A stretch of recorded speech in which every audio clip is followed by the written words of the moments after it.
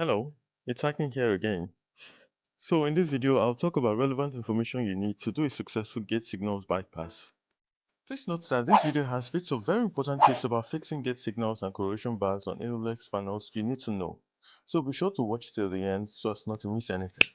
It would seem better to use a bonding machine for this fix, but I'm going to tell you why it would make more sense to go the manual way.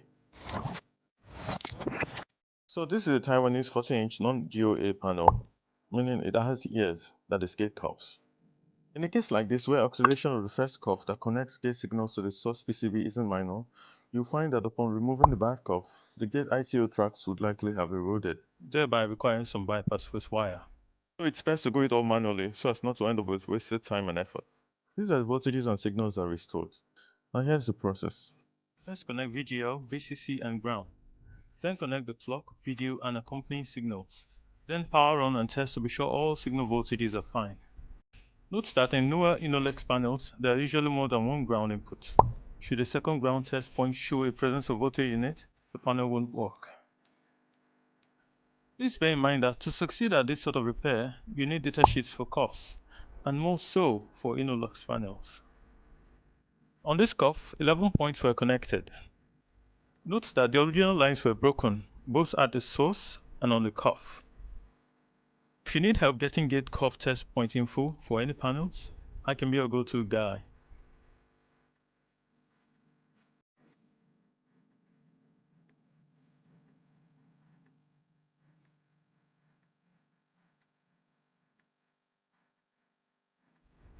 Now for the bar, there's something interesting I'm going to explain, sir.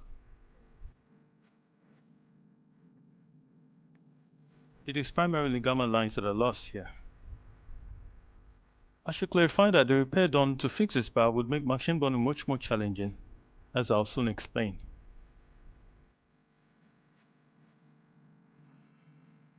But first, let me show you how to finish the job on the gate lines. This is important so you don't have any lines sticking out or breaking off.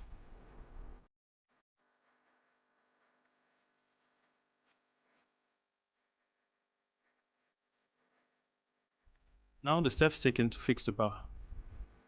I separated the cuff from the PCB, repaired the broken gamma tracks on the PCB hidden underneath the cuff, which is a design common to Innolux panels, and then manually rebonded the cuff to the PCB.